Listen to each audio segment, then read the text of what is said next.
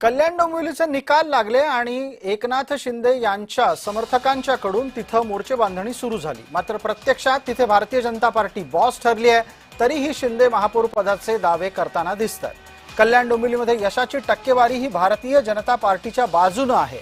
भाजपाच्या मतांवर तिथे शिवसेना जिंकली आहे असं आकडेवारी सांगते। या निमित्तानं आपण तपशीलवार आकडेवारी पाहणार आहोत आणि त्याचा मागोवा सुद्धा घेणार आहोत।